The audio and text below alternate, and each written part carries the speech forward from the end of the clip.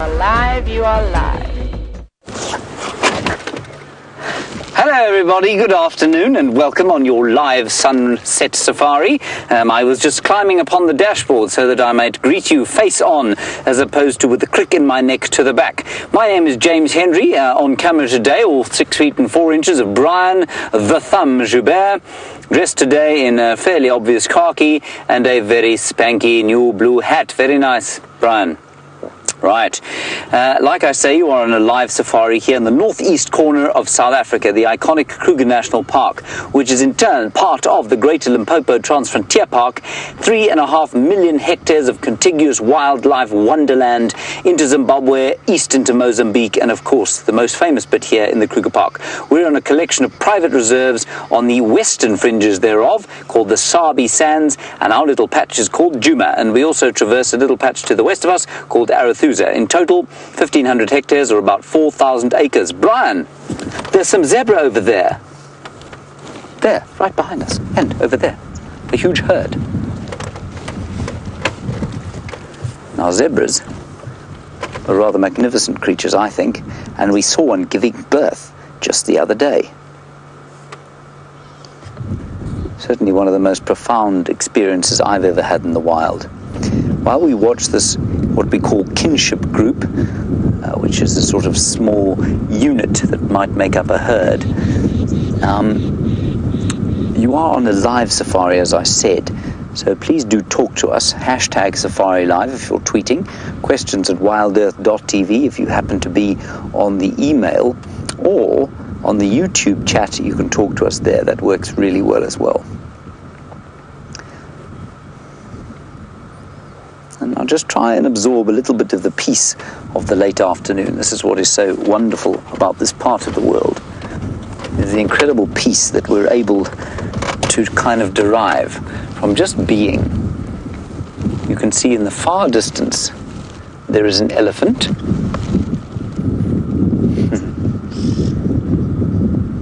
Most wonderful thing to see. A little bit closer by, 5 buffalo bulls lying in a pea green soup of their own making. And the zebra obviously having a drink, quite probably the stallion of this kinship group, or a young colt. Now there's the stallion. The stallion's bringing up the rear. That's the more natural position for him to be in. And that's probably a young son of his who's just about to leave the herd. The rest will be his wives and offspring. And they're probably not drinking because they're a little nervous of us. So let's just see if they don't pluck up the courage to come and have some pea soup to cool down their bodies on this hot day. It is 38 degrees centigrade, 99 degrees Fahrenheit, and of course that is very hot, I think, for what is supposed to be the beginning of autumn. Now, we're not only got zebra and buffalo and elephant here, we've got some nyala off to the far right hand side, which we'll just give you a quick view of. And what we won't give you a view of is the buffalo watching us from behind, and also a giraffe bull. So it's all happening around here. Oh, there's also a kudu. Can you see the kudu in the background? Obviously you can, Brian.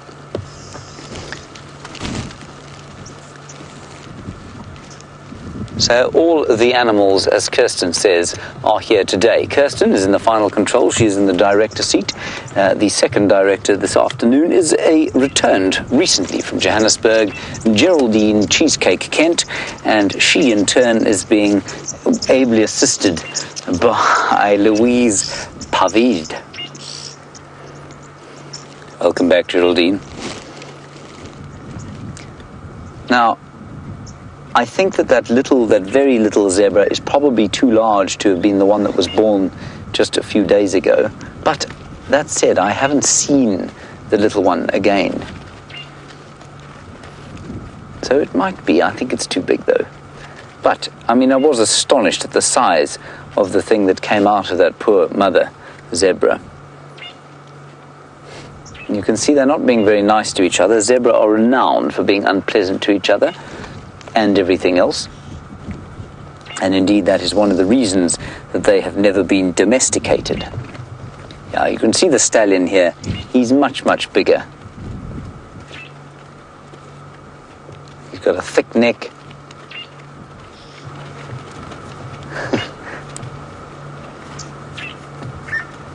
And they bite and they kick and they put their ears back and they can be truly unpleasant.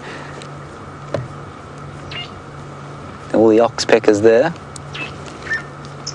It's just the most wonderfully peaceful scene. You can hear some drongos going quack, quack, quack, quack. The oxpeckers going bzz, bzz every so often when they pluck up the courage to kind of overcome the heat. And I've always loved the footfall of animal hooves on the hard ground. Clippity, cloppity.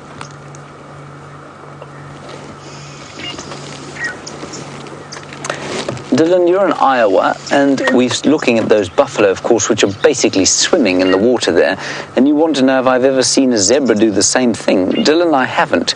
I've probably seen them up to their knees. They wouldn't lie down, I don't think, in the water. Well, I certainly haven't seen them lie down in the water, but it's quite possible that they'd go up to their knees and have a drink.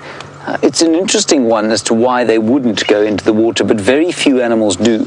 I suspect it's got to do with the fact that a buffalo is, of course, much less vulnerable than a zebra. It's about twice the size, 2 and a bit times the size. It really does terrify lions to try and take on a buffalo like that. So because they're quite scary, it's probably easier for them to get up and defend themselves should a predator come along. The same can't be said for a zebra, which isn't as large and doesn't have nearly the same terrifying horns on the front of its head. And so I suspect they don't lie down in the water simply because of the extra danger that there would be to them.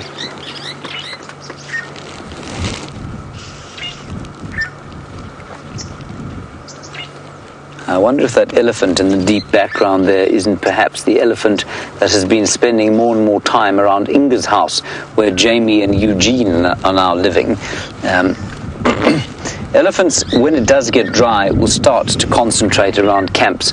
They quickly learn how to get through, over, under, or beside fences.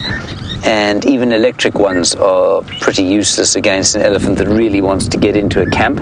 And of course, because the grass is a bit greener and there are pools and that sort of things. And Kirsten, you're going to have to go again with that. I'm afraid I missed it. And so the elephants are going to spend a lot more time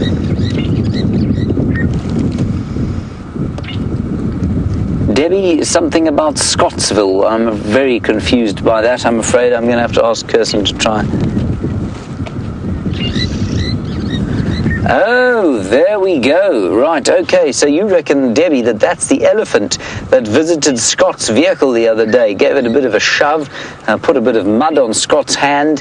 Oh, that's interesting. Okay, you reckon he's got that hole in the ear? Yes, he did seem to have a bit of a hole in the ear there, so that's a good one. Thank you, Debbie. We'll be sure to keep our distance from him, I think.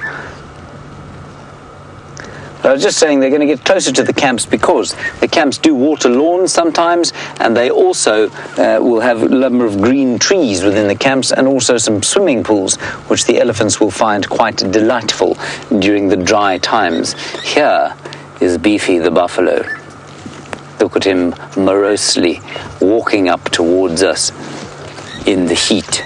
Now, if ever you needed to feel the heat of this day, look at this buffalo and his morose wandering.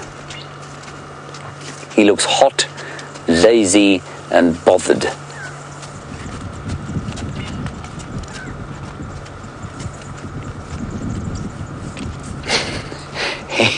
He looks like he could fall over at any second.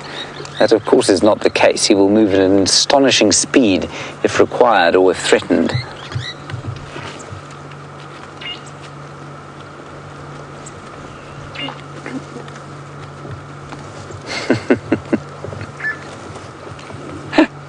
I always find the look of a buffalo's face so interesting. You know, they look so different from each other. They're completely unlike impala, which are almost identical. I suppose zebra look a bit different, but a buffalo's face is completely distinct from the next buffalo's face.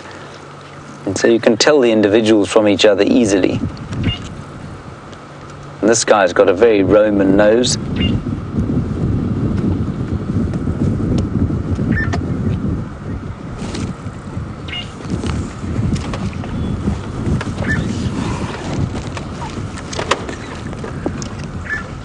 So our plan this afternoon, I mean, our original plan was to head around and try and find the lions that we couldn't find this morning.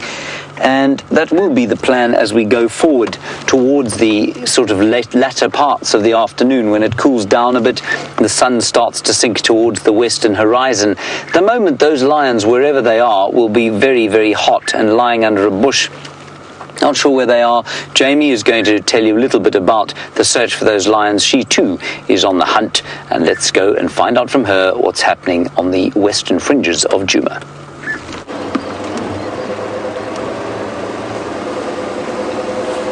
Good afternoon, everybody, and welcome to our portion of the sunset safari.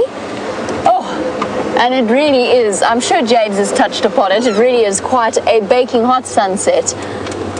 I'm hoping that at some point when the sun does actually set, we'll be a little bit cooler. And there'll be a bit of relief from these baking temperatures. So far, all of the animals that I've seen have been hiding as deep into the shade as they can possibly climb. And I imagine that that is what the lions will be doing as well. So we're on the search for the Nkahuma pride. We heard them calling this morning. I heard them calling from sort of to the northeast of where we were, so around Buffelshoek Dam. We had tracks of at least 2 of them coming across in this direction. So I'm checking really thoroughly along these roads, make sure that they haven't decided to come across. But it was interesting because this morning when we were listening to them calling, I distinctly heard 2 sets. So when James said that he'd found tracks coming across to the west and I'd heard lions calling in the east, I was very, very confused. And we checked really thoroughly around that area and I didn't see any sign of the ones left behind. The only thing I can guess is that the Nkahumas have split maybe, or at least some were moving ahead of others, and that some of them stayed on Buffelshoek. Their tracks went from the dam where they were seen yesterday with James, went north towards towards into Buffelshoek across our northernmost boundary, and then 2 sets of tracks came back. It is possible that they decided to split up for a while. They do that every now and again without any seeming explanation. Well, that's my plan for the afternoon, is to just check this area very carefully. I know that James walked around a great deal this morning, and I hope that he came away with less pepper tick bites than I did. I went walking to where that aardvark was, that James found yesterday on the sunset safari. I did a long walk around there, and I came away with about 50 pepper ticks on my legs. Pepper ticks are the tiny, tiny little, essentially baby ticks. It's the larval stage of a tick. They're so tiny you could be forgiven for confusing them with a freckle, which on me is very, very easy to do. And now everything itches. My legs itch, my toes itch. Everything is decidedly itchy. Hello, Impala. That's the other thing that's interesting about this, is that there are so many... what are you grunting about? Looking for your baby. There are so many very relaxed looking impala around. She's grunting away. She's probably been separated from her lamb. Oh look, that little one's getting his horns. Oh, he stopped behind a tree. Come on, baby, we want to look at your little budding horn growth. Amazing. After just 3.5 months and already those little horns coming through. Hard to believe those are the same stumbling creatures that we saw just a few months ago welcomed into the world. They, of course, as the wildebeest or Liam actually just said to me, they know only this as their world, this dry season. They've got no experience of what a real rainy season or a real summer would actually have been like. Oof, this is not a day to stop for too long in the sun. I feel a little bit like I might melt into a puddle. My next step since there are so many relaxed looking impala, it's not impossible that doesn't mean that the lions aren't here. As we know, animals or prey species, general game animals that might be on the lion's menu would decide, if they've spotted lions, to actually remain in the area and just rely on each other to keep an eye on the movements of the lions, because it's better to see a lion than not. Now that is interesting.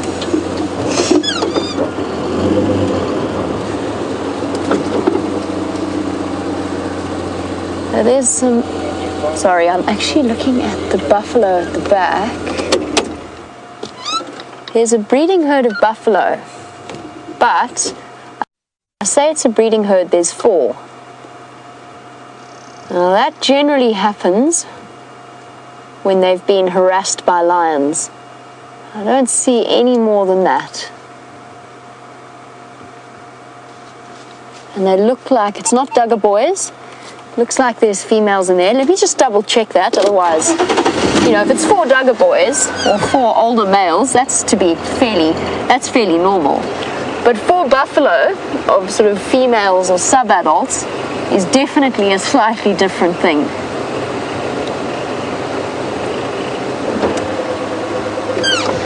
Just see.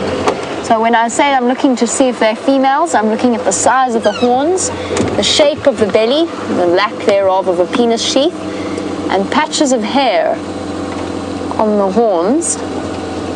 Not the clearest view, not the easiest view to get. But from what, there we go, that female might give us a slightly clearer view. Come on, girl. That looks very much like a female to me. That does change things. I wonder where they've come from. There, her head's going to appear. You can just see the tufts of hair amongst her horns. It's not nearly as well built up as a male's horns would be, especially around the base or the boss. Now, usually a buffalo herd is of a couple of hundred buffalo is very noisy. To see 4 like this is almost inevitably that they've been harassed by lions. So that changes the game a little bit. They've come down from they've come south from the north. I wonder if we didn't miss their tracks crossing from Sydney's Dam. Because that, to me, if you're a lion pride, Sydney's Dam is a good place to go and wait for buffalo to arrive, because they have to. Okay, it's not 4, it's 6 of them. Let's just pop our noses in to the buffalo herd and just see that there's not more hiding in the bushes, and that this is just the sort of the front runners. Doesn't look that way though. Looks like it's just this group.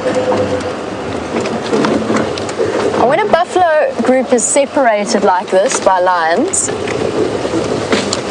it can be a good couple of hours to a day before they manage to relocate the rest of the herd. Hello guys, what happened to you, huh? Where's the rest of your family? Here we go, nice clear view. There's definitely no other buffalo in this group. So, a splinter group, most likely from being chased by lions. 4 females. No calves with them. We know from experience that the Nkahuma lionesses are practiced buffalo hunters. And I think it's time for us to investigate a little bit closer and see if we can't find any tracks, if not necessarily lions, then the possibility of running buffalo tracks. And those are fairly clear when they're on a road. But these buffalo could have been moving all day. In fact, probably would have been moving all day. So that doesn't necessarily mean the lions are right here. It also doesn't mean they aren't. Oh, now let's see if we can get over the stump without doing any damage. Here we go. Oh. Bumpy, bumpy.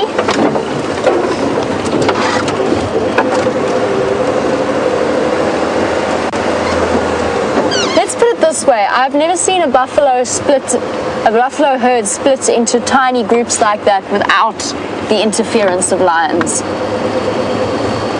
I've almost always been able to follow them backwards and find lions that caused that. And of course now with this many impala around, I can't help stopping to look and see if I can spot Nelson at the same time. I must say there's been a huge influx of impala. I'm racing past them though. I want to get up to Sydney's Dam. Right now, the next thing we're looking for in terms of tracking and figuring out where those buffalo have come from, and if there is a kill, is the birds will give it away. Ooh, look backwards, straight into the sun. It's burning my pupils at the moment, or my retinas. Really so bright. But yes, birds of prey, particularly tawny eagles and battaliers, with their fantastic eyesight, and then the vultures will start to wander onto the scene as well. Right, buffalo, where have you come from?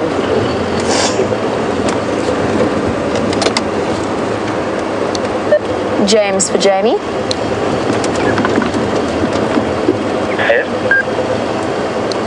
James, there's 4 female buffalo all on their own, sort of slowly mobile south on Zoe's Road at the junction with that 2-track that runs to Quarantine. I'm just going to see if I can figure out if maybe the Nkuhumas chased them last night.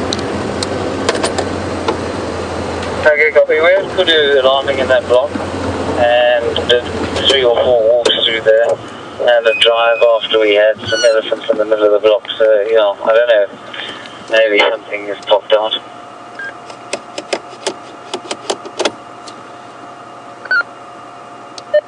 Copy that, thank you.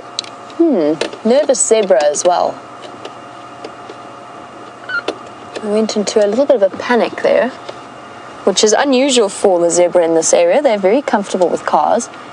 It was in response to us, but there's sometimes there's more of a reason as to why they are so nervous. So James said that he heard a kudu alarm calling in this block. He did 3 or 4 walks around here, but because it was full of elephants, he was struggling a little bit. 2 stallions, they're also a bit nervous. Let's see. What's wrong, zebra?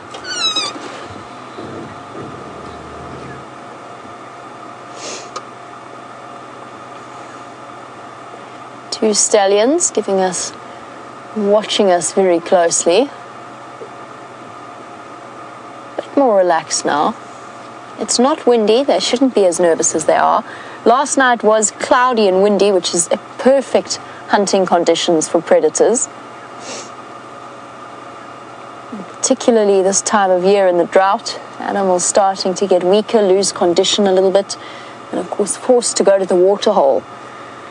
And talking about animals losing condition, possibly with diseases, Darlene in New Hampshire. Darlene actually wants to know if a predator senses that the prey animal is diseased in some way, will they avoid it?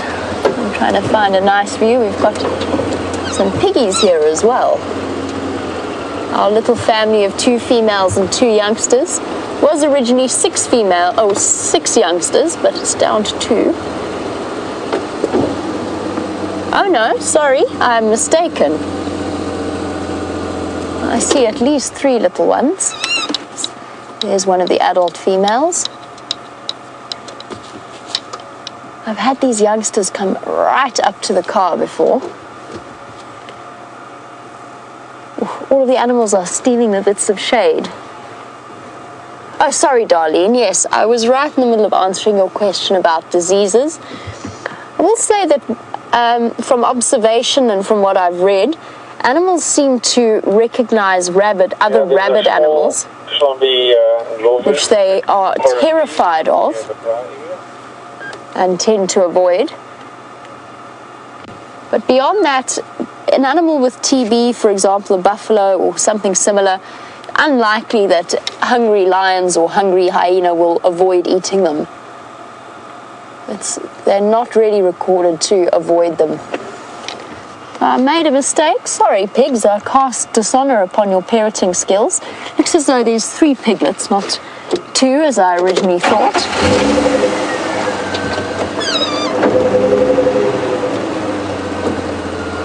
I stand... no, 4. 4 piglets. I know that Tingana did get one of this group, because we saw him eating it. And I'm fairly certain it's this group, because they tend to move in relatively small areas. They've grown so much from when we first started seeing them a couple of weeks ago.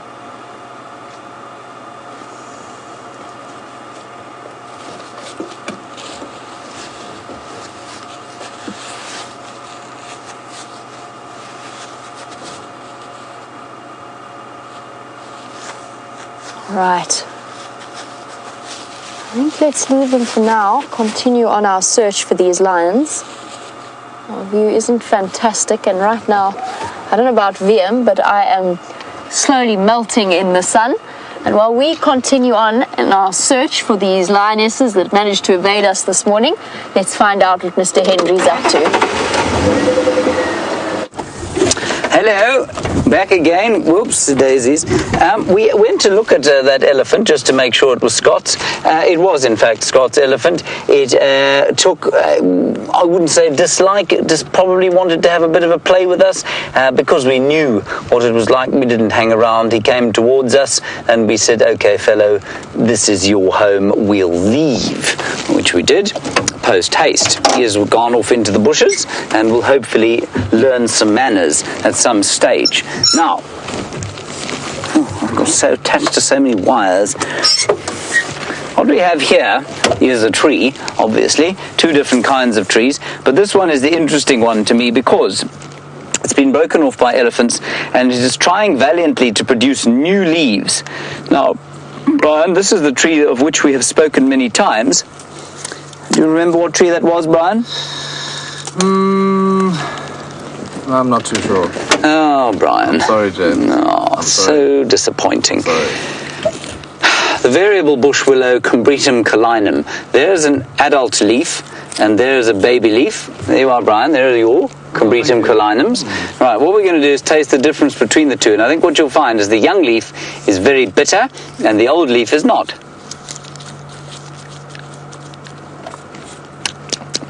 New leaf, salty-ish. Quite sweet, quite hairy.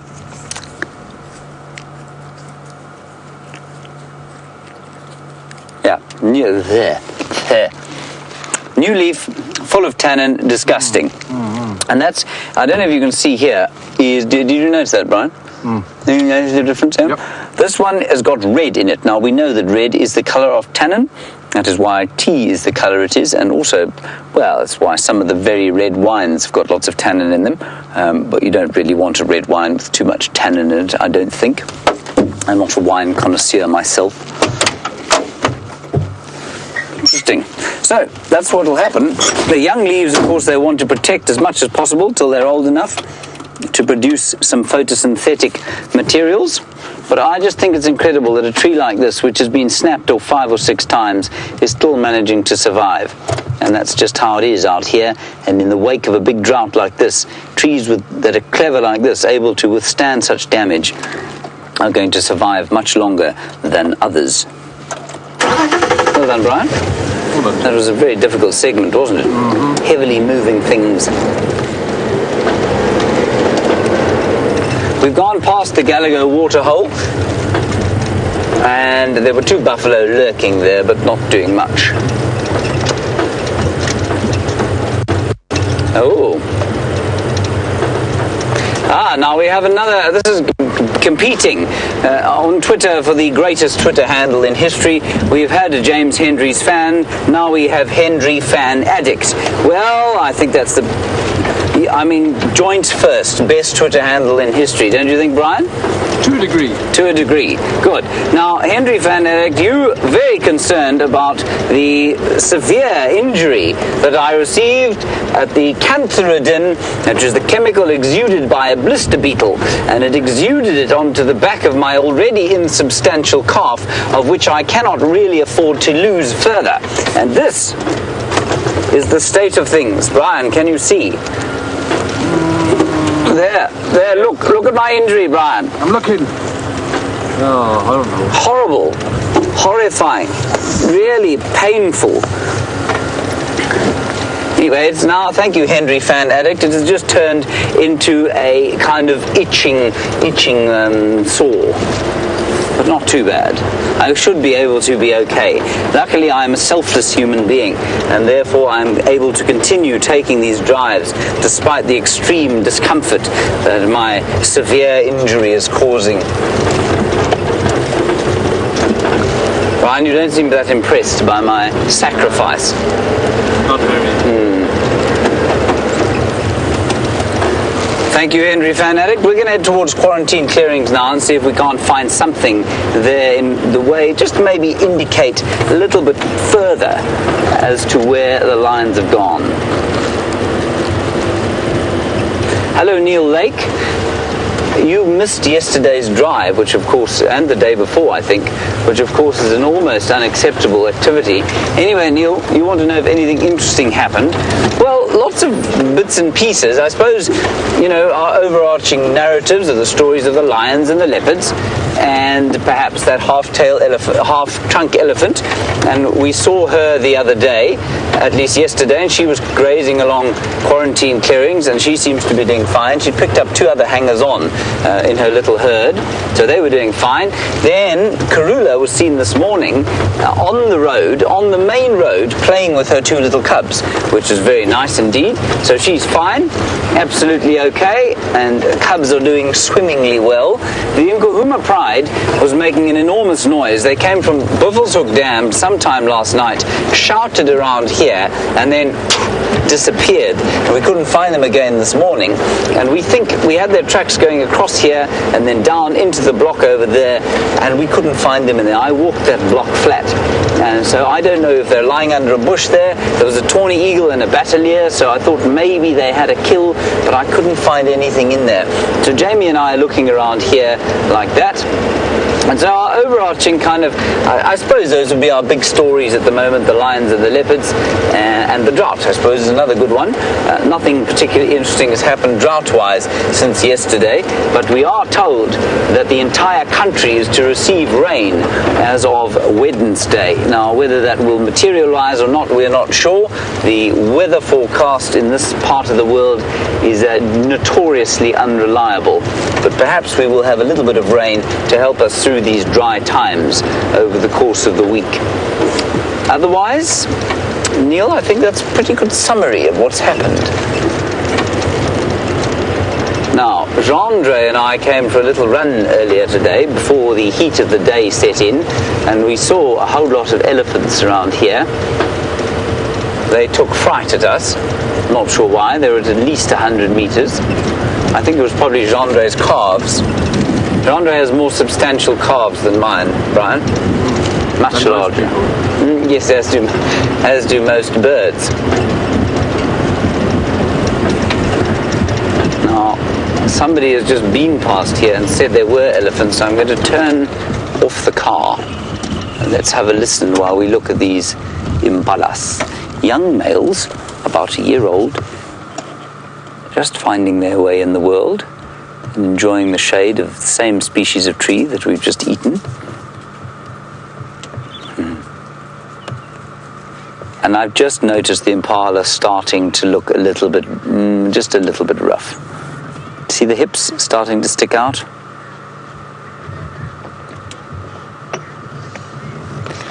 Now this is a lovely question from Debbie in Vancouver. Oh, there are the elephants, I can see them. We're going to drive slowly towards the elephants while I answer Debbie's question.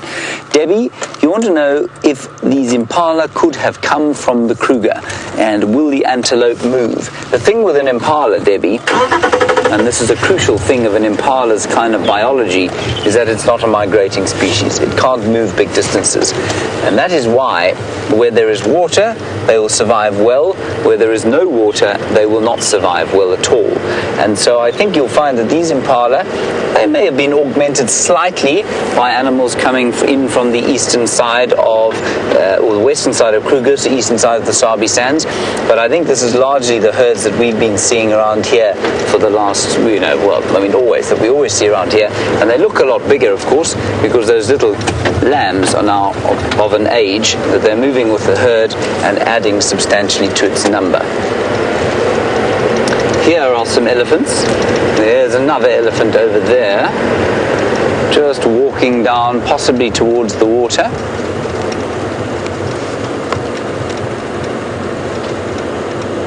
There we go.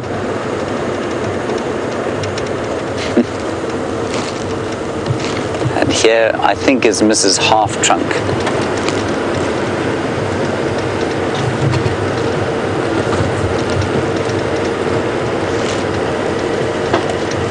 Hello, Laura. You want to know if perhaps it would be a good idea for us to warn other guides that they should stay away from that elephant bull. Yes, I suppose that would be a good idea. I think Taxon and Aubrey actually know him pretty well, so I think they'll probably avoid him as a matter of course. Now, this is quite interesting. There are a lot of elephants here. The half-trunk female will be somewhere here, I think. But there's a big herd here. There are 1, 2, 3, 4, 5, 6, 7, 8, 9, 10. There are at least 10 or 11 elephants around here. 13, 14. This is wonderful. We'll stop here for now. There's one just in front of us over here, a young one, who seems to be very happy with us in our presence. Got mud all over his belly, or her belly. And they are loving this variable bush willow tree. Sorry, Brian, that was my head in the way. And all over the reserve, these bush willows are taking a hammering. And they just put up more and more and more greenery for the elephants to eat. And I've never noticed this before. I've never noticed this species as such an important source of forage, and I suspect that's because I've never experienced a drought like this in this area. Oh, there's a cow off to the right-hand side of us with a magnificent set of ivory. She's got really beautiful teeth, tusks. And that's what a cow's ivory normally looks like. It's normally fairly straight and down towards the ground like that.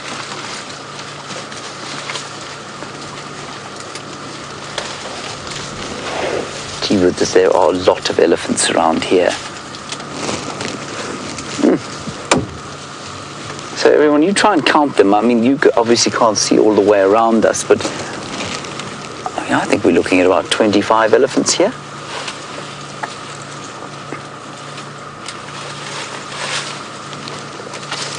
This guy coming through the bushes. I really enjoy younger animals sometimes just because they're that much more inquisitive. They don't feel the need to sort of obviously ignore you, which the adults do quite a lot of the time. Hyena is a wonderful example of that, where the adults, although completely unafraid of us, will just, they don't like being around us, but the youngsters, I think because they get bored, I think they enjoy spending a bit of time looking at us, and while they'll carry on eating, I think they enjoy a little bit of interaction.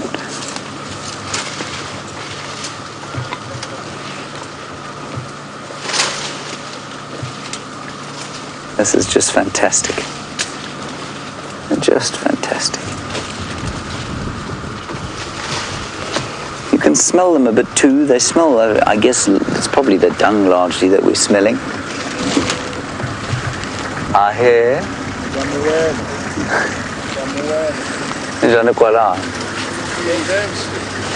That's okay. That's Taxon going past with his guests.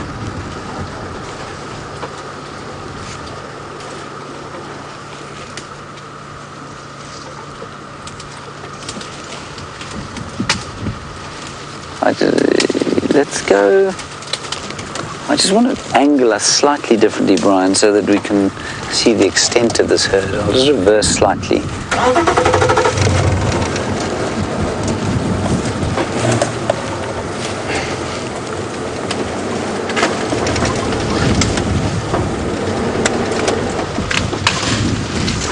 So I think you'll find that this is probably a number of groups. 3 there, 4 or 5 behind this bush over here.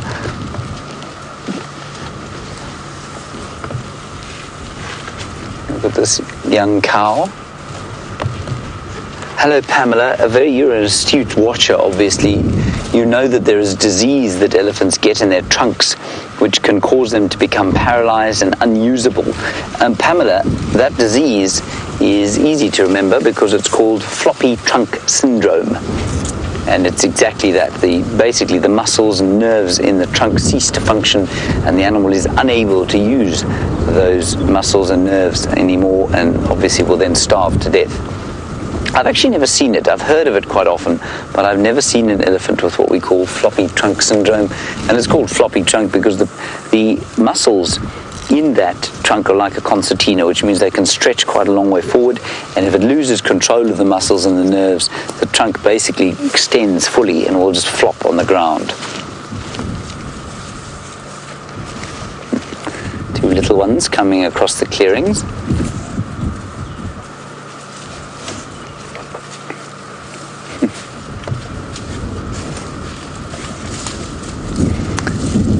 Hello, Mr. Moustache, this time in Michigan, all the way from Iceland, Denmark, Michigan, Chicago. Fascinating life you must lead. And Mr. Moustache, you want to know if they maintain the use of those muscles in the trunk until the day they die. As far as I'm aware, those muscles don't weaken. I mean, I'm sure they probably become slightly less strong. They probably not quite as adept and agile as they were in the youth of the elephant. But no, I don't think they become useless as the elephant ages. I've certainly never seen an old elephant with an unusable trunk. Of course, that is because they would die very quickly without the use of that trunk. It would be almost impossible for them to eat without the use of that trunk. Should we back up a bit more, Brian?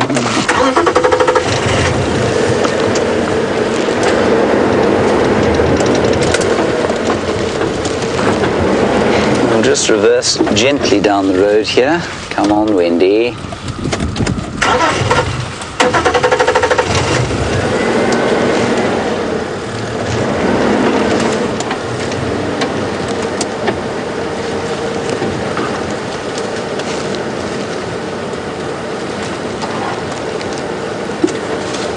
It's all right, my girl.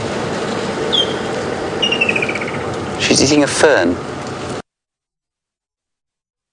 The fact that at times they've actually got to the point, and we've discussed this at length, we kind of think it's because maybe Junior isn't with them, so they're starting to feel more relaxed because a young male is a very dangerous thing for a lion pride, particularly after the Birmingham boys started their takeover. But what we've noticed now is that they appear to be more and more relaxed with our presence on foot. What that does mean is that if you walk sort of 50-meter radius of them, I'm just checking a track here. Nope. It's the world's largest hyena. That's tricked me. Thinking it's a lion trap. If you walk sort of 50 meters away from them, whereas before they would look up at you, or sometimes stand up to get a better look, or just lift their heads. Now, if they realize that you haven't seen them, if you're not walking straight towards them, they just drop their heads back down into the shade. Yeah, from where are you going to be checking? It could well be that James this morning, while he was tracking, walked past them and they were just hidden behind a bush or behind a termite mound. Ooh. Bumpy road.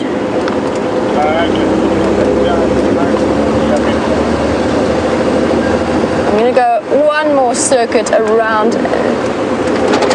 that area and see what's happening. James's signal just dropped. He'll be up and running shortly. He is on Wendy, which has been giving us the occasional niggle since she came back from the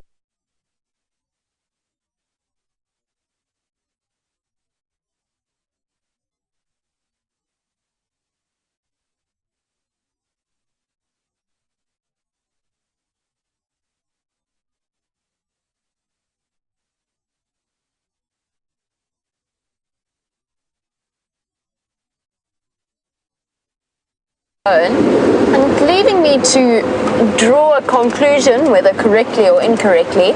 And Charles was wondering, well, maybe are the animals skittish because they heard the lions roaring last night? And Charles, I'm not entirely sure. It may be less to do with the fact that they heard them roaring and more to do with the fact that they were actually hunting in that area.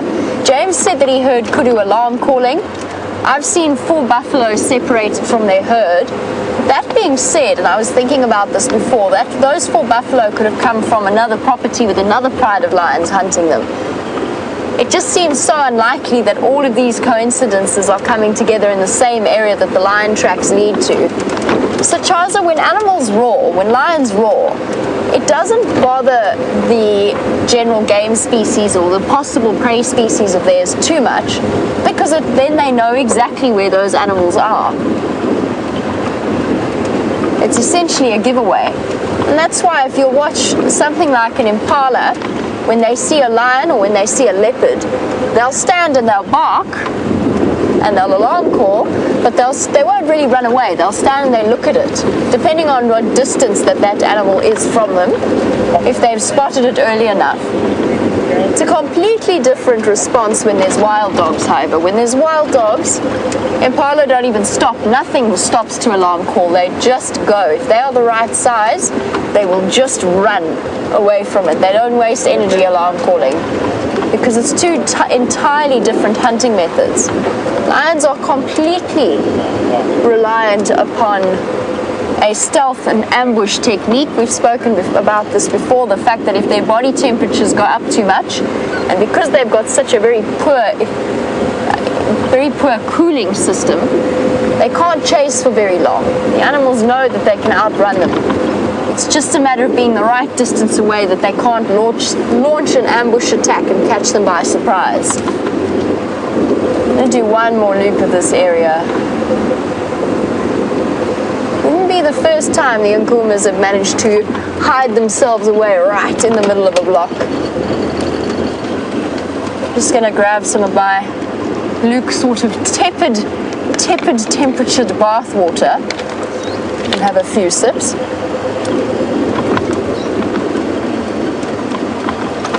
Or some large gulps, rather.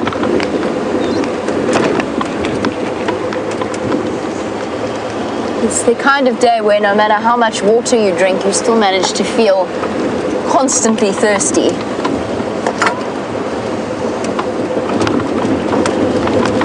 Now, where are these lions hiding?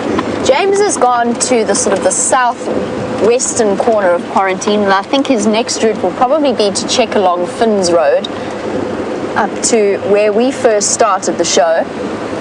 So he'll check very thoroughly there. And at this point, I'm also looking very carefully in the tops of trees for any signs of bird activity.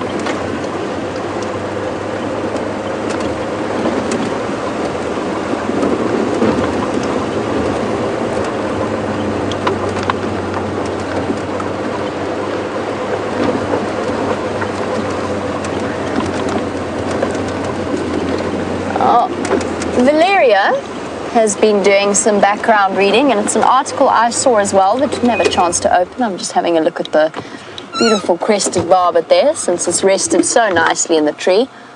I want to just show you. Sorry, Valeria, I'll be with you in 1 second. Look at how that bird is panting. Beak wide open. Also exceptionally hot this afternoon. That's something that will be very carefully considered by the ecologists. We shall wait and see as to what they decide to do, and what will be most interesting is where they decide to place those water holes, because to me it's going to be the lack of food that starts to weaken the animals far faster than a lack of water. There's still a bit of water flowing throughout the Kruger. James seems to be back up and running, and he is still with those elephants, so let's jump on the back of his vehicle. Now, I must just apologise there. What happened was that something on the camera started to play back something that was recorded a while back, and that's why you saw pictures of those 2 animals who shall not be named. but it wasn't live. It was a sort of playback. There were no rhino around where we are now. We were just sitting here watching these elephants, and so something happened on the camera. It flashed that over, and then we cut power. So that's what happened there. But we are still with this herd of elephants who are having a whale of a time here with this Combretum collinum bush. They are only about 8 meters from us, very relaxed, having a good time eating away at this tree. And there's one that's gone right into the middle there. His leg up, it's climbed.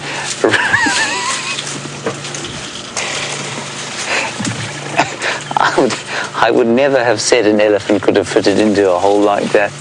But such is the deliciousness of the variable bush willow. Isn't this wonderful? I think this is just great. What a wonderful way to spend an afternoon with these giant elephants. And there was some impala kind of resting just before you left us in the shade of that bush. And then when the elephants started destroying the western side of it, they kind of moved off and found some shade somewhere else. And I was saying, I think that impala that we saw, in fact there's some more coming just behind us, so I think we're going to sit here. That impala that we saw earlier, I said it was starting to look a bit ribby. I do think that they are starting to look a bit ribby, a little bit rough.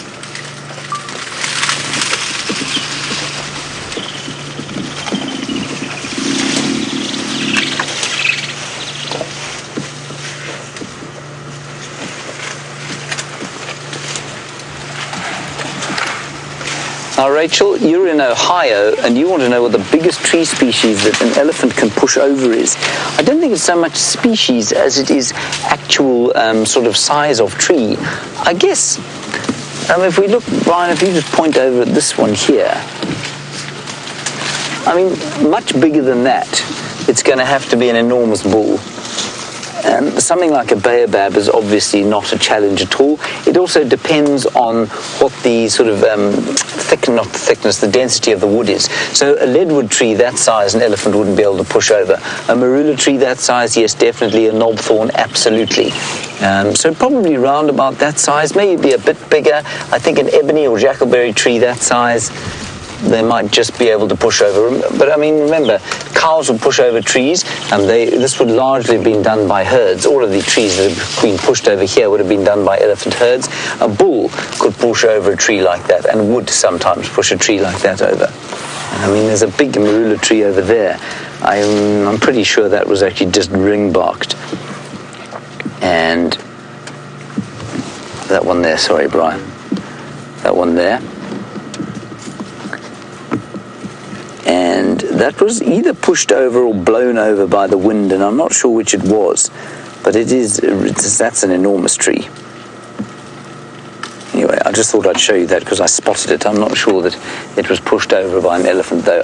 I think a lot of those trees that do actually get a disease inside them from elephants debarking them will then blow over in the wind, and that'll get put down to elephant damage when it isn't actually. Just looking around what else is about here. I think let's just go around this little thicket here and see.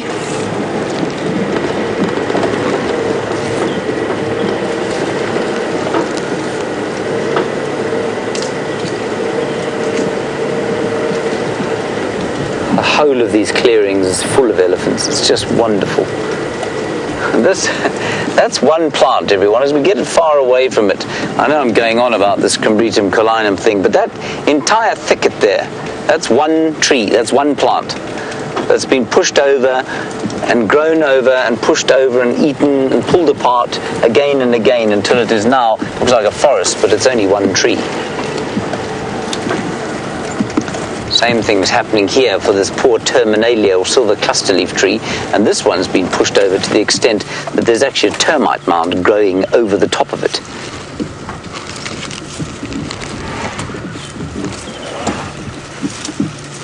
Isn't that cool? I think that's really amazing.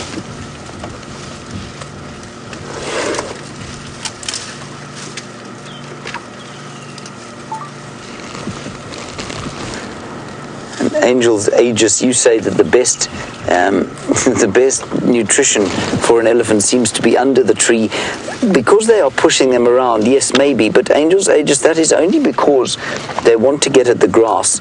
Now you'll notice on a clearing like this that they'll probably be doing very little grass eating simply because there ain't no grass here anymore. There's just a bit of that greenery that you can see on the ground is to a large extent forbs or sort of herbaceous plants that are not grass that the elephants wouldn't normally eat. And so on this clearing, they're not going to be eating underneath the trees, they're going to be eating the whole tree. Look how many elephants there are here, it's wonderful. We'll just going to go a little bit around this thicket. And they're all being so very confiding to us. They're all very happy to have us here, which is very kind of them. It's 3 of them in this very confined space. One a fairly large cow. I don't want to get in their way. Let me just drive all the way around.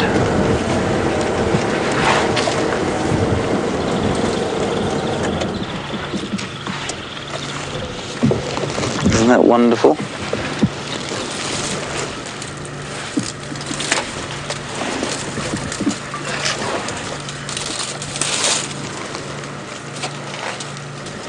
Just a fantastic view there of 4 elephants packed into the space that 2 men would struggle to fit into.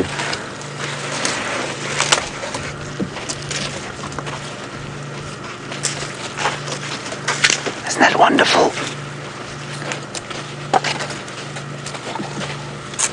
See how they're just giving us acknowledgement and then moving on. And the little one there is trying to pick up a bit of grass, a bit of those forbs that are quite green. That was just very special. That's so special when that happens. When they kind of walk past you, they acknowledge who you are, they acknowledge your presence, and then move on, as if to say, okay, we're all right with you. Let's hope this one does the same. Yes. Hi. It's a young bull. It's interesting to me, there's a very subtle difference in the way they behave there. That's just fantastic. It's the most incredible experience to be that close to them. And there's a subtle difference in the way they behave. The female, big cow there, I mean, she's not that big. She's probably about 25, 30. He's probably 18, pushing 20 maybe. When she walked past here, she looked at us and she kind of did that, and she looked and then she opened her ears and then she walked on her path. He did the same thing. He came up, he lifted his head up towards us, and then he kind of got a little nervous and he sidled off to the side and then walked off. She didn't have that reaction at all. Her reaction was much more confident. I'm an adult, I'm a mother, and therefore, you know, I'm telling you, I'm okay with you there. If I wasn't okay with you there, I'd shake my head and tell you to go away. The male was kind of, I'm big and strong, but I'm not there. I'm a bit nervous. I'm not quite comfortable in my skin yet. I'm not quite an adult. And I don't know if you would have picked it up, but it was a very subtle difference in the way that those 2 elephants behaved. Very cool. Right, let's wait for these youngsters to come, if they come.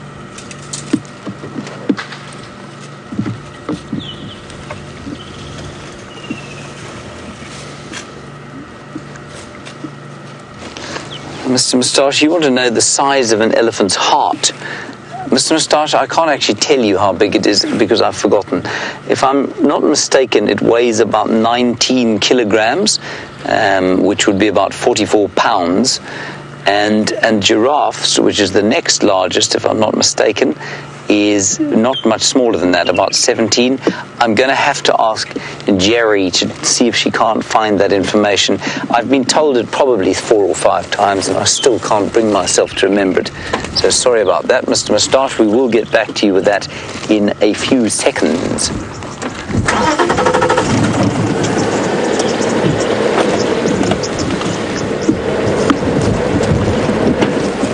So a big bull up to 21 kilograms and a sort of small cow 12 kilos. Thank you, Jerry, for that. And a giraffe, Jerry, if you don't mind. Look at all the dust coming up out from them feeding on the ground. They'll probably be throwing a bit on them.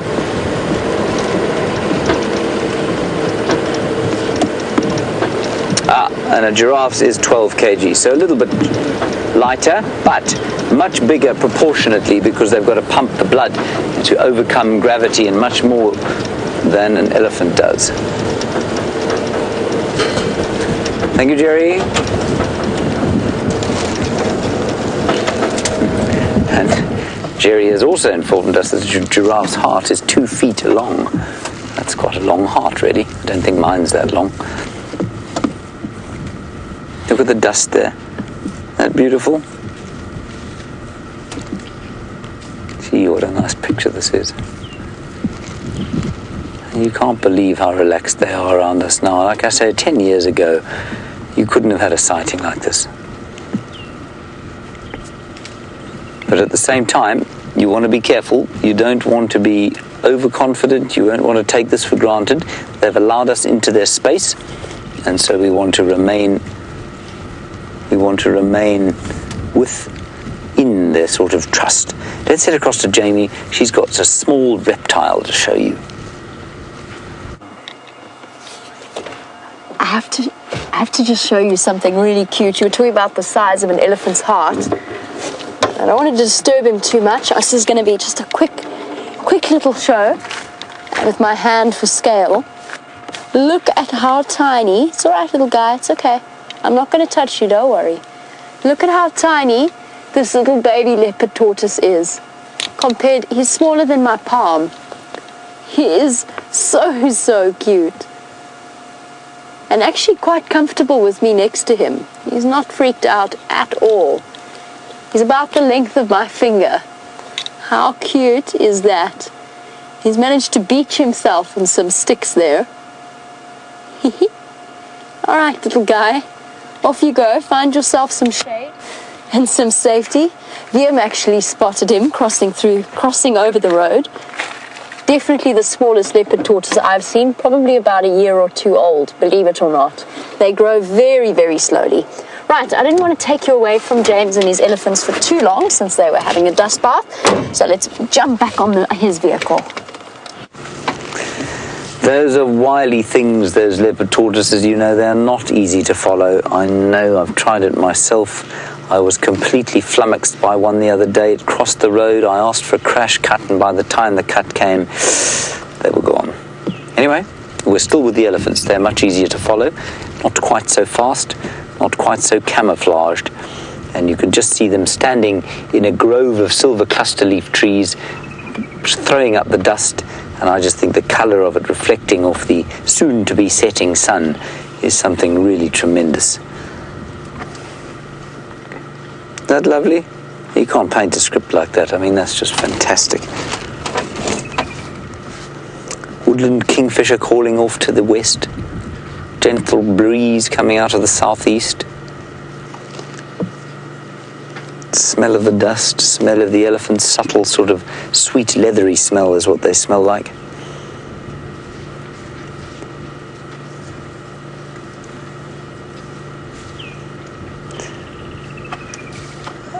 Hello, Noah. You say, can we just sit here all day? This is amazing, Noah. That's precisely what I'm thinking. I'm thinking we should sit here the whole day as well. It's a Cheetah Plains car in the background, which you can see there.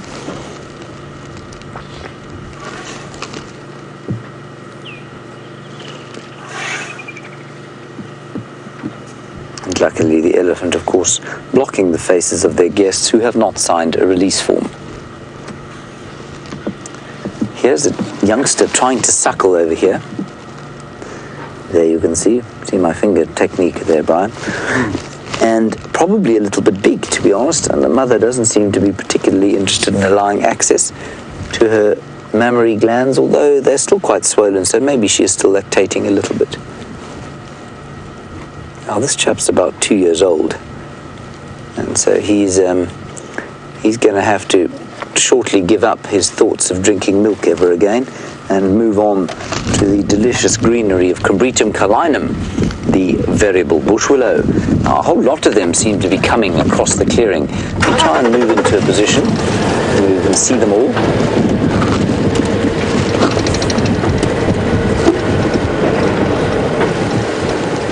Now we can count them probably. Everybody, please try and count the elephants for me.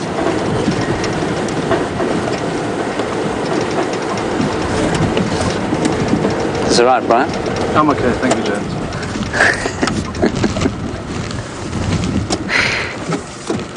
Alright, I'm going to count them myself. 1, 2, 3, 4, 5, 6, 7, 8, 9, 10, 11, 12, 13, 14, 15 or so, I think. That's not as many as I thought there were. 1, 2, 3, 4, 5, 6, 7, 8, 9, 10, 11, 12, 13, 14. About 15. Not quite as many as I'd expected.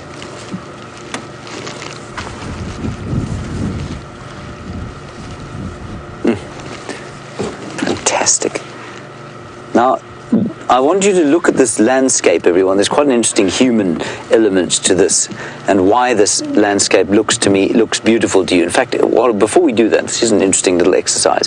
Can you send through a mark out of 10, 10 being magnificent, 1 being putrid, as to what you feel about the beauty of the scene that you're looking at? I want you to ignore the elephant slightly, not the beauty, the comfort. I want you to evaluate the comfort that this scene gives you, and then we're going to chat about why it gives you that level of comfort, if it gives you any comfort at all. So, mark out of 10 for comfort. Hashtag Safari Live, questions at WildEarthTV. And then, so 10 is very comfortable, 1 is lying on a bed of nails, uncomfortable. And what I want you to look at is just an entire picture of the scene, the trees, the grass, the elephants, and the space. See what kind of a mark you would give a scene like this. And then I'll tell you what I would give it, and I'll tell you why I think you're going to give the marks you do.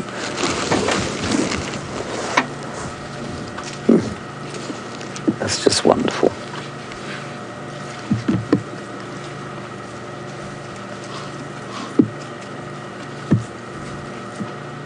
So peaceful and just grazing off.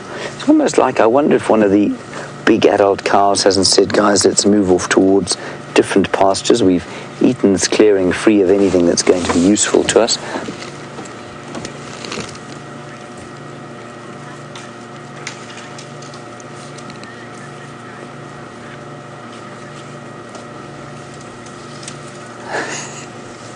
Apparently Jamie Patterson has imbibed some of the competitive nature of her friend Brent Leo Smith. She says the viewers should rate this in comparison with the sighting that she had last night.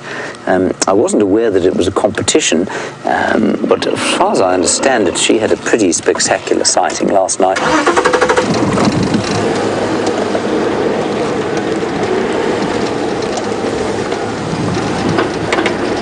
I think this is just so special. I'm sure Jamie's was very special too, but I think this is very special myself.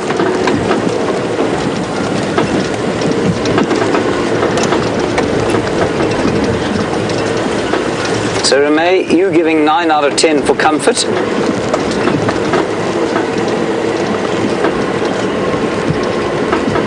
Brian? Sandy and Shannon, you give it a 10. Brian, what do you give it? Out of a comfort level? Yes. I would say 3. 3? 3. Why? Well, simply because of the lack of grass means these ellies can't be that comfortable. All right, fine. Brian gives it a 3. I give it an 8. Wendy, you give it an 8. Windy, you give it an 8. That's distinct from Wendy. Okay, I'll discuss why I think it makes people feel comfortable. I accept what Brian says, that it's not comfortable for the elephants. But as we look through there, what you can see is that you've got big trees and you've got open land underneath them. And there's something about that as this little elephant starts to suckle now. Mum's being quite patient.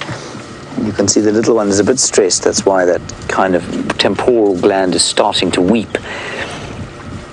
We as human beings are tremendously attracted by this kind of landscape. It's why our parks are this kind of landscape with lawns and grass underneath with a couple of big trees. No thickets. Thickets make us uncomfortable, and it stems back to our evolutionary past. Remember, if you were out on the savannas of East Africa, there's a tree going down there, and in our evolutionary past, if you were lurking about on the plains of East Africa, you don't want to be around a thicket because there could be anything there that could eat you. You want to be near trees so you can climb them to get out of the way of something else large that might get at you. And this is what we call parkland, and it's something deep-seated within our human psyche that makes it feel comfortable, where we can seek safety within the trees and we can see if predators are coming to try and bite us. And I mean, obviously it's irrelevant for our survival these days, but it's something deep in our psyche, and that's why our parks look like this. You toss a few elephants like this, peaceful elephants in the middle of a parkland like this, and I just think that the feeling it gives me is one of tremendous comfort.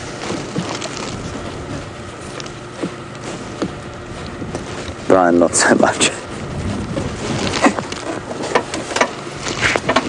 One needs to think out the box. And our beard, you said 9 out of 10, a bit like an urban park. Absolutely. So just being a little bit more confiding about the comfort. What is that? Sorry, I'm trying to get out of the way, everybody. I'm now leaning out of the car.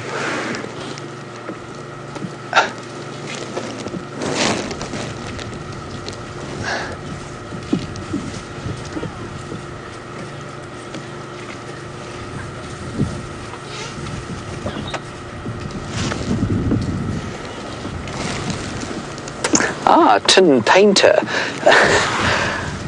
You want to know if the drought persists, will the elephants' mothers be more likely to let their babies nurse going into the drought because of dry and adverse conditions? No, definitely not. Oh, goodness gracious me, there goes a tree. You hear that, everybody? Tin painter, a female animal can only make milk for as long as she's physiologically able. Now that means that once weaning age has been reached, and in a drought, she will also be nutritionally compromised, which means it'll be very difficult for her to make milk, even with a calf that is within weaning age. So no, I don't think there will be extra milk produced during a drought at all. I think it would be quite the opposite. This is quite a tender scene here, I must say.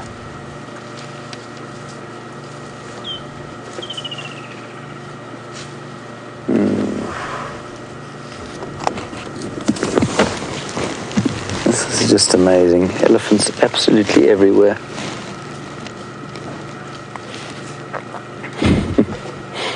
There's two little ones coming up here.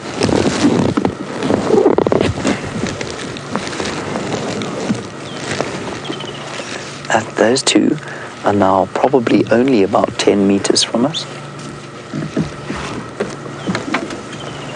And they're the first two little ones we saw, and they're the ones that I spoke about when I said I think elephants get a bit bored and they like to interact with us a bit. I think that's what's going on here.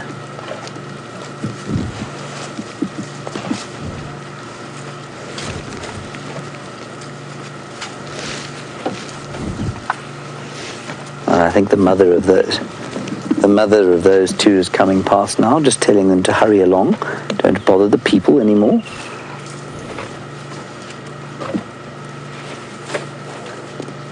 Oh, this is incredible. She's so close to us now. I'm just going to be very quiet. This is unbelievable. She's only about 2 meters from us.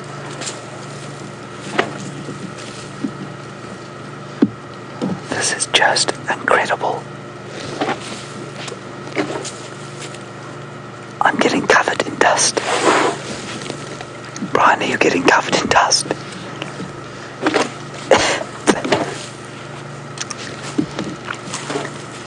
This is unbelievable. She's only 2 meters from us. She looks to be pretty comfortable. She's not kind of flapping her ears in anger, just cooling off. Look at her making dust for herself.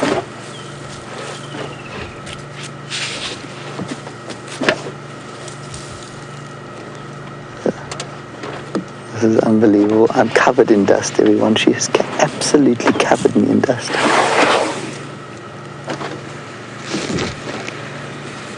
Completely covered me in dust. It's in my eyes, it's in my nose, it's in my ears.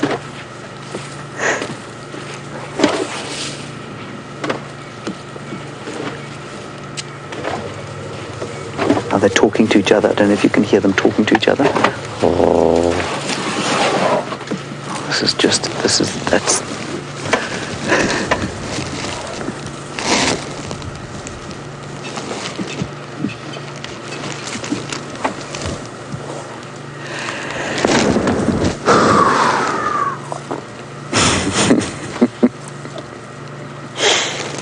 That was too... I can't bring myself to try and describe that.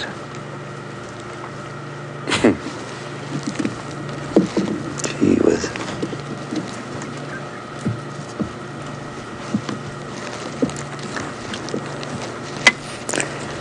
Here comes another little one.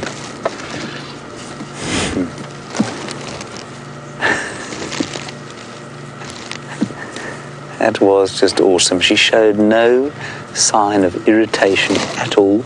She's talking to this cow here, who's heavily pregnant. You can see she's got a very big bulge. Unless this is her youngster. I can't believe it would be, though. This little one coming out. Tiny little thing. Trying to pick things off with its trunk, which is almost completely useless at this stage. That's a little one, only about maybe 16 months old.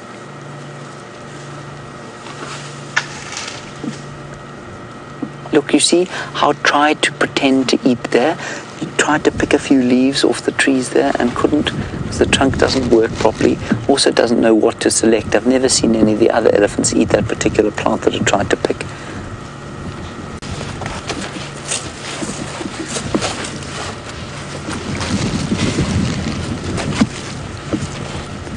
Yes, you're so precious. The youngsters will take their lead from the females, of course.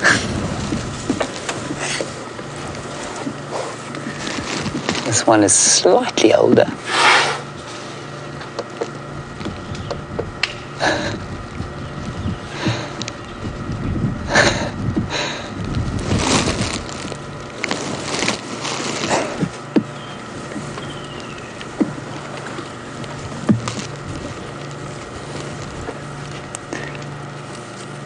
Michael, you're 13 years old and you want to know if elephants sneeze after all of this dust. Michael, that elephant in front of us there just sneezed right now.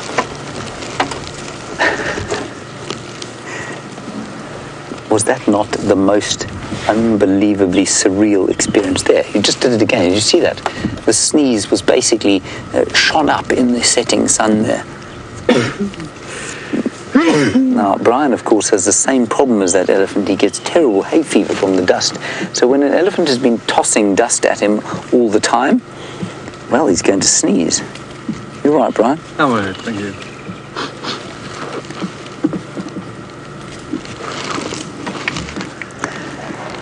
Whew. Brian, how does that make you feel? The best ever? A sense of awe at the subtlety of what the nature provides. Please ignore Brian. I will explain where that comes from once this wonderful elephant sighting is finally drawn to a close. I'm talking nonsense about this one, Brian. Look, she's not pregnant. This youngster is now suckling from her, and we think that elephants don't... Well, they can cross-suckle, you know. That's interesting. I mean, she's got a definite bulge on the side of her belly there, and yet that little one is suckling from her. And I wonder if she hasn't just perhaps started to lactate already. I don't know. Oh, there's another one coming. 2 more youngsters coming this side.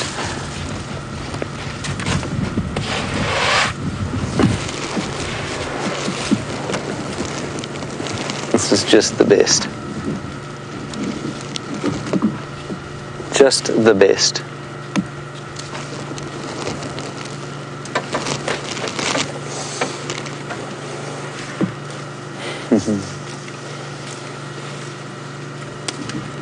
So I wonder, maybe it's a little bull you can see, and I wonder maybe if, yeah, like I say, she's about to give birth, she started lactating, and this relationship just looks too close to me though. Maybe they remain swollen for a while, but I mean that thing is over a year old. We know that because you can see that it couldn't fit underneath. He couldn't fit underneath his mum's belly, and until they're a year old, they can fit underneath their mother's bellies.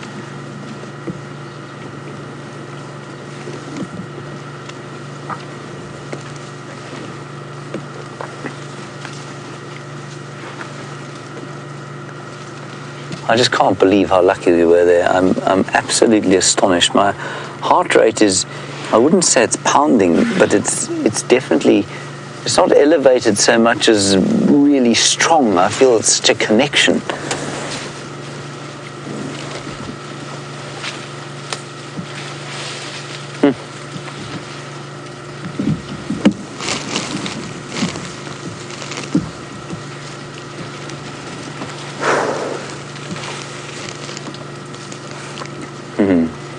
Now, of course, it is very hot today. It is sitting at roughly 38 degrees, or it certainly was sitting at 38 degrees Celsius, 99 Fahrenheit. And Indiana Jane, a valid question: do elephants sweat? The answer is no, they don't. They don't have waterproof skin, though, which means not that it's sort of porous like a piece of gauze, but it does mean that they can evapotranspirate. In other words, that's a really appalling way of using the term. Plants evapotranspirate. It means that they can use evaporation for cooling, but without sweat glands. So we've got glands that sweat, and an elephant can lose bodily fluids through its skin, but without the use of sweat glands. So they do, I mean, I suppose they sweat slightly, but they don't have sweat glands, as far as I remember it. Look at this little thing here. Come up to say hello now. Taking the example of its mum.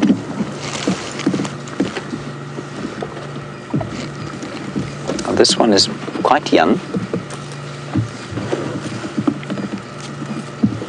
and is now 2 meters from the car. And I must say, it's not quite as terrifying when an elephant this size is this close to the car. Well, it's never terrifying, but it's not quite as awe-inspiring, but it is just as wonderful.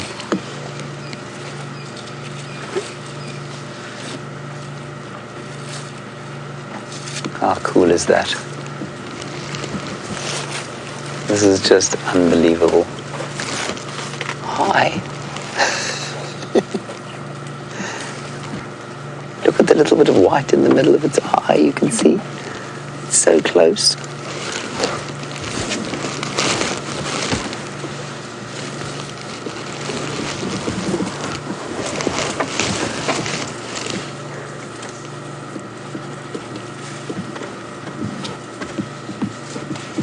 This is the most fantastic elephant sighting.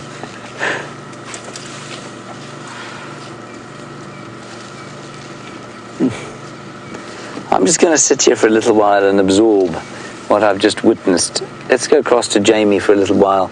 She's got a donkey.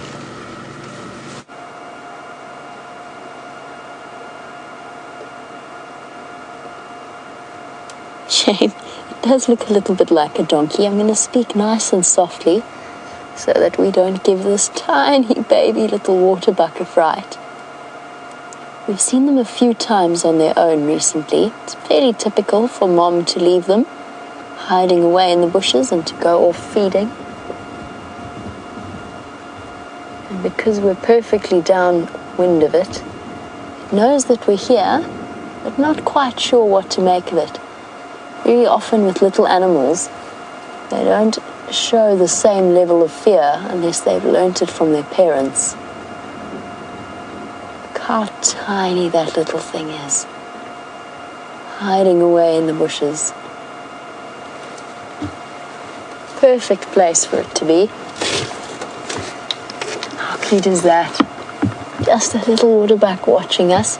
I'm keeping my movements nice and slow. Doesn't seem to be, oh, little foot stamp there. Doesn't seem to be terribly scared at all. All right, little one. Where's mommy, huh? He is out flicking backwards and forwards. Already that instinct to stay alert has kicked in very strongly. Obviously doesn't view us as a threat. Much, much lighter in color than the adults, as you'll see with most of the large antelope species. So, for example, sable and roan, waterbuck, oryx, their calves all take on a slightly, and wildebeest actually, their calves all take on a very small, a very much lighter color, and that they blend in more with their surroundings. But little one, you shouldn't really be standing right out in the open like this. Doesn't he? Oh, however, James's elephants are up to more shenanigans. Let's find out what they're doing now. We've just watched an attempted mating, I think. Brian is... No, we didn't. We watched a attempted dominance display. 2 bulls. That thing with the long tusks there is not a cow, very clearly. That's interesting. I thought she was a cow. Just from those long tusks that point towards the ground, it just shows you. And I didn't look for any other signs. She's obviously not a cow. Well, I mean, you can see that now. But doesn't have swollen mammary glands at all. So young bull, and with another young bull there. And now we had a question about whether they like to butt heads or not every so often to fight with each other. Well, there you go. They do butt heads.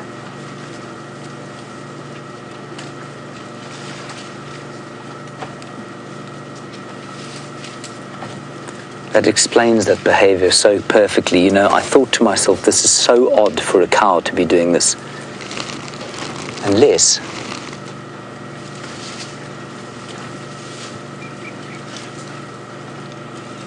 the second one that came up was definitely a cow. She had those large mammary glands. Here we go, a little tussle between the young bulls, sorting out who's who. Now, this is what the matriarch will not tolerate for a while. Once they start doing this sort of thing, they're getting to the age where they need to move out and go and find a digs on their own. See how the one with the smaller tusks tries to get above the one with the long tusks?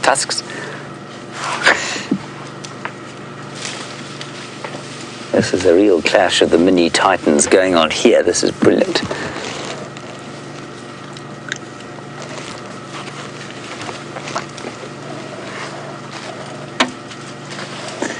And just a little snack to refresh themselves in between, as Kirsten has pointed out to me.